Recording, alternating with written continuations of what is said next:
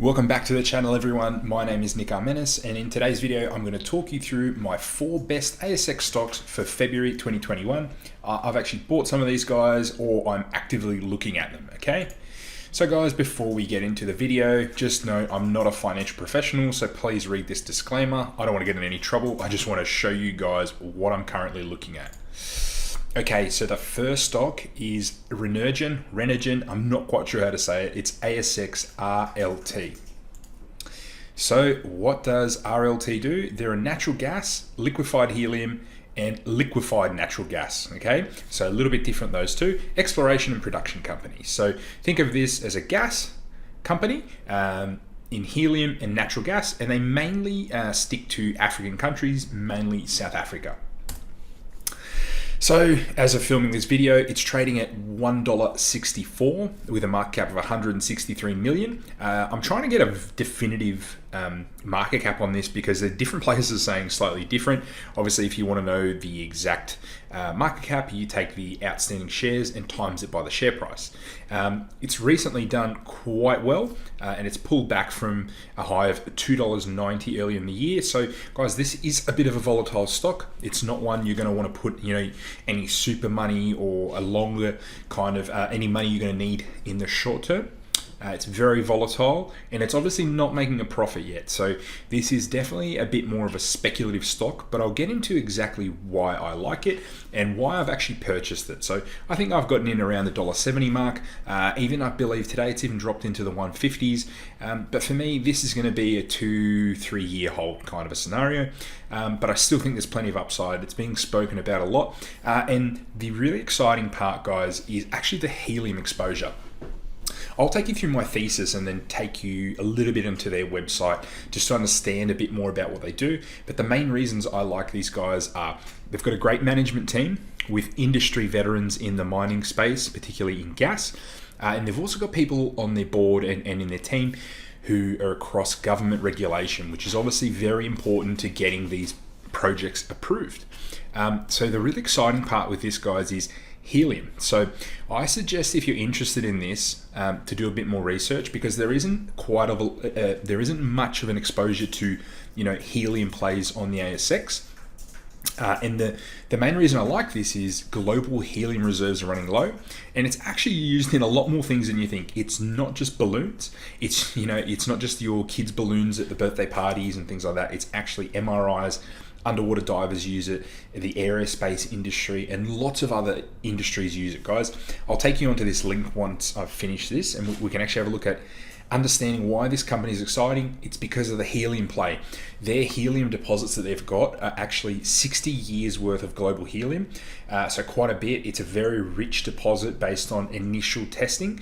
But to be honest, guys, the other exciting part is they've created a COVID vaccine storage solution. So I'm not sure if you know, but I can't remember which vaccine it is. It's Pfizer, AstraZeneca. One of them actually needs to be kept at sub-zero temperatures or very, very cold temperatures. And Renergen has come up with a way to do this for 30 days without power using helium. So helium can obviously allow you to store things at a very, very cold temperature. I'm not a chemist, guys. I just know the basics. But for those of you who understand chemistry a bit more and understand why helium is important, this is probably one you're going to get excited about. So even without the helium though, guys, so the reason I'm very excited about this is the management team, helium, is the natural gas and LNG, right? They've got some really good agreements in place to supply these truck and logistic companies along the main highways in South Africa. I spoke to someone who's South African, and these roads are the main roads where they've got these agreements, which is their Virginia project. So even if the helium doesn't go ahead, they've got a very exciting natural gas project there that will be up and running, I believe, in April. So if you wanted to be safe, wait till April. But I really like this, guys. You're going to get exposure to a mineral that you're probably not used to having exposure to. And yeah, it's definitely, these guys push themselves to be a renewable or cleaner energy sort of company as well. So have a look at helium, understand what it does. If it's something that interests you, I'm happy to go into it in more detail. But what we'll do is we'll click this link here just to understand a bit more about helium and this company, just to see exactly what they do. Okay, so we're now on the company's website, guys. And just for you guys that want to understand a bit more about helium, come to this page. It's under its Renergen projects and then helium. Right, so if you want to understand a bit about all of them, I'm just going to cover off helium for now, but the Virginia project is their gas one, and then they've got more LNG exposure as well. But here you go. So Renergen is set to become a significant global producer of helium, introducing South Africa as the 8th country in the world to export the very rare commodity. So it's a rare commodity, guys. You wouldn't think so, but it is. Our plant will be the first liquid helium processing technology in the country. Okay, so watch this video as well. It's quite good. So helium is a vital and irreplaceable element in many modern utilities. It's used for space exploration, rocketry, high-level scientific applications in the medical industry for MRIs, fiber optics. So our what's our new internet? Our NBN network. Fiber optics, electronics, telecommunications, superconductivity, underwater breathing, nuclear power, lifting balloons, for weather and things like that. And look, it's obviously in a very good position here to supply all of Africa, South America, obviously Asia as well. And they're listed here within Australia. So obviously it's rare. It becomes economically viable to extract natural gas at concentrations as low as 0.1%. So this gets extracted from the same areas as natural gas if it is present. The Virginia gas project's concentration is obviously way above what's being able to be used. So 0.1% is what is normally needed. It's 3.4%. And Tetra4 is placed at the forefront of exciting new discoveries for global helium supply.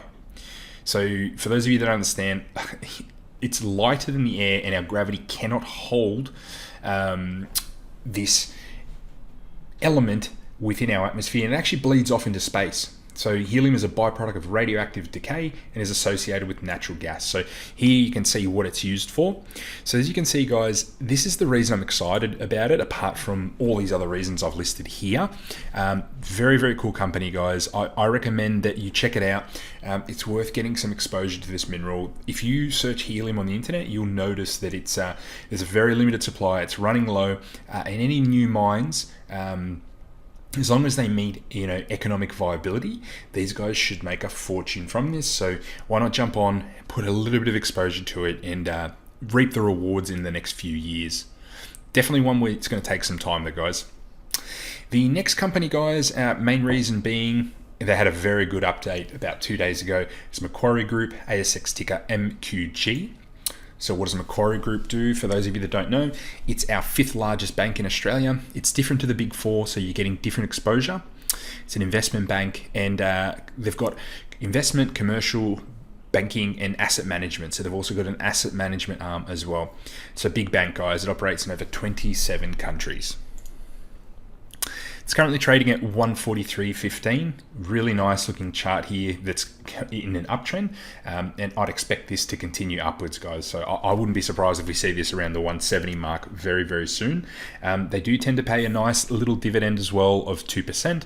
It's got a market cap of 51.8 billion, and the PE is definitely more expensive than the banks, but I just had a look at Commonwealth Bank's PE, and it's PE of 21. This is a much faster growing bank than Commonwealth Bank, and you're paying only a little bit more to own it. So to be honest, I much prefer this bank to the other banks. Dividend isn't quite as big, but it's much better at growing the business. Since the GFC, they've actually changed their business to switch to more annuities, which I'll get into in a second, and that's where most of their money comes from, which is much safer and less volatile. So my investment thesis is simple, guys. This bank consistently outperforms the big banks, and it isn't linked to residential mortgages. So pretty much all of you, if you have a super fund, will have the big 4 banks in there. And if you want a different bit of exposure, I recommend getting into Macquarie. It's faster growing, it's a bit more exciting, and to be honest, you should outperform the big banks. The recent update, which I will briefly go into, guys, I want to do less stocks and go into a bit more detail for you. So recent update confirmed trading conditions improved in the last quarter of 2020. It's extremely strong financial position, meets far more than meets what is required by our regulator. And group capital surplus of 8.1 billion. These guys have a rock solid balance sheet. The safer annuity side of the business makes up for 70% of net profit, so it's it's definitely not as dangerous as it once was. So if you speak to a lot of the older people that are invested in stocks, they see Macquarie sometimes as a bit of a dangerous stock because, it crashed hard. But they've changed their business. Annuities is much safer. So if you know of Challenger, they've moved to more of a Challenger type model with a little bit more, with also some asset management exposure as well. The global commodities division is doing well because commodity prices have been very strong, and it's provided very good medium term outlook, and it has a long history of, typo here, growth. So it's got a very, very long history of growth. I'll quickly jump in and show you a bit more about this business, guys. Earnings are consistently growing. Really nice return on equity, much higher than the big four banks. As you can see, almost everything in here is in an uptrend and growing consistently, and cash flow is really growing strongly. So, when that sort of happens, they're either potentially going to make some more acquisitions, which they already have been, or their dividends may go up as well. So partially franked dividends as well. Anything else exciting here? So, definitely hasn't performed as well because of COVID. And then look at this track record though, guys. Very, very, you have some down years, but then the up years are phenomenal. So to me, this is a no-brainer long-term hold. Very, very good business. A little bit expensive at the moment, but definitely one you cannot go wrong with longer term. So one for those that want something a bit safer, maybe for their super fund or something like that. So I'll quickly take you into their recent earnings update as well. So to find these guys, just come into announcements in CommSec or your platform, even on the ASX website will have it as well. And what I'll normally do is I'll normally quickly look at this section here and see who will be speaking in this, because this would have been a actual speech. And you can see here net profit, where it came from. So most of it came from this portion here. And then the contribution here for capital and advisory and things like that came over here. So this is the annuity style services, which is much safer, accounts for 70%, 30% over here for the actual more active management side of the business. So just go through this at your leisure, guys, but deposits up. So I always look at this, guys, factors impacting the short-term outlook. And I'll read through this and go, is there anything that sticks out as a red flag? And I'll look here. And so obviously they're highlighting that there is still some uncertainty.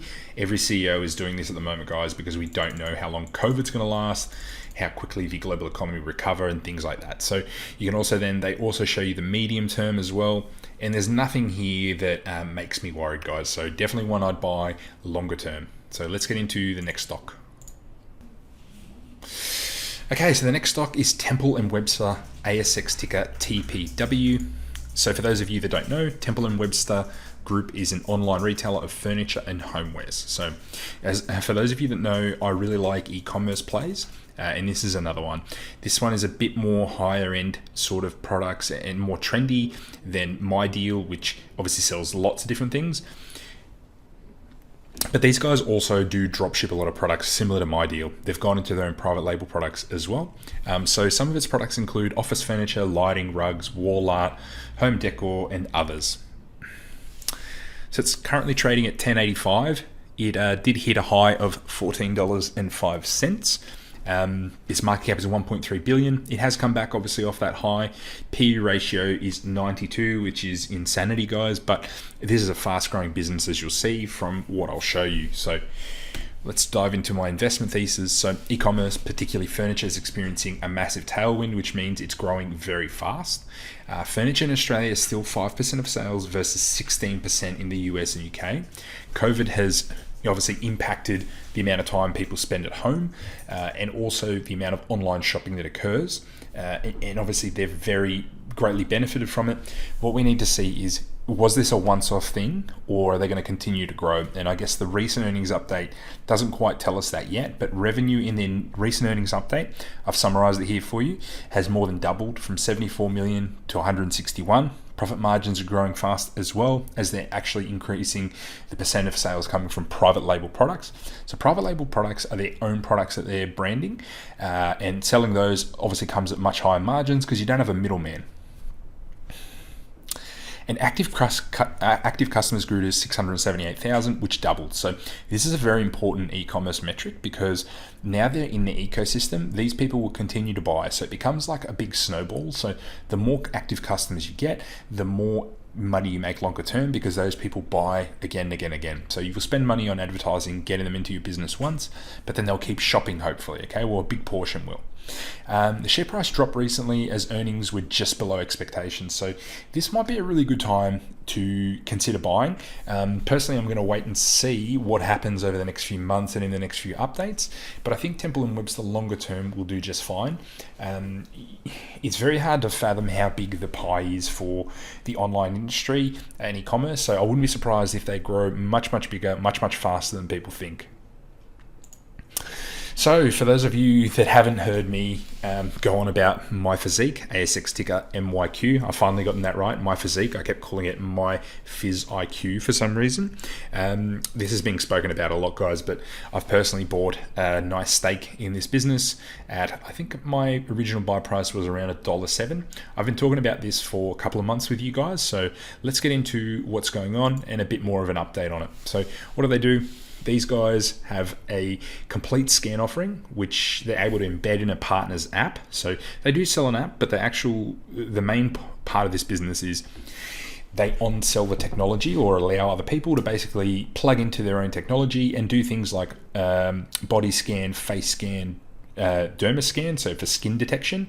So it can unlock body dimensions, compositions, and lots of biometric markers. So the body scan will show you the circumference, body composition, health indicators, health risks. Face scan can tell you about heart health, vital signs, health indicators. So this piece of software will actually look at all the different data points on your face, what's going on with your eyes, are you squinting, are you grunting, what's going on, and it will then relay information back. The derma scan can actually detect for over 500 skin conditions in 100 categories. So this is a very exciting piece of technology that I believe is going to grow and grow and grow because telehealth, the health and wellness space, is growing in a big way. So it's currently trading at $1.45. It's had a very, very strong run up, guys. But I still believe at a market of 186 million that we could be looking at something like, if not as big as Afterpay, maybe it's half the size, a quarter of the size, but we're talking about something that, this will be a $1 billion company in my eyes very, very quickly. And so even getting in at this price is not too late, as long as they continue to deliver what they're doing. And they've currently given me no reason to think that they haven't. There's been lots of updates consistently of signing on new customers. I just want to see those earnings start to come in and a bit more revenue. But to be honest, for a company in this phase, it's not so bad. But as you can see, this can be a little bit volatile, this stock. So expect a bit of volatility here. So my investment thesis hasn't changed too much, guys, but understanding this a bit more is I really like that they've got the patent over this biometric scanning. So someone just can't come and steal it, right? It's potentially a huge addressable market. So for those of you that have been following me, I look for stocks that have a big addressable market. So Tesla, for example, is taking on the car industry, huge. These guys are taking on a big industries, fitness, life and health insurance. So health insurance are very interested in this, apparel, and I think I've left off obviously medical industry, MediHealth, mobile MediHealth, whatever the industry you want to call it, tele-doctors and things like that. So insurance companies like this because they can get more information on their clients and then obviously make changes to their underwriting based on those, right? So way more data points can give much more accurate underwriting. They did a capital raising a couple of months ago at $1.20, so it's not above. I've said above current share price, but this thing moves so much that it isn't above. It's actually below. So the recent capital raising of $1.20 gives them the cash to execute. Obviously, very, very close to the current price. So people bought in at this very similar price, which tells me that the market thinks it's a good price. So proposed NASDAQ IPO will bring more attention to this stock. They're getting a lot of attention, guys. They're doing a lot of interviews. I like what the CEO is doing. And they're getting in front of people and investors, and I'd really like to see that. There's tons of takeover and company activity in this health tech space, especially with the new normal post-COVID. Okay, so this, out of all the stocks I've been mentioning to you, is one that I'm probably most excited about. The first one, RLT Renergen, is another one. Way more risk in that one than this, but both very, very good opportunities. So I hope you've enjoyed it, guys. If you do enjoy my videos, please like, comment, subscribe, and hit that notification bell. Let me know what you'd like to see more of, if there's any stocks you want me to see, dig into deeper, or if there's something that you really are looking at. I'm happy to go through it in detail for you. So thanks so much, guys, and see you in the next one.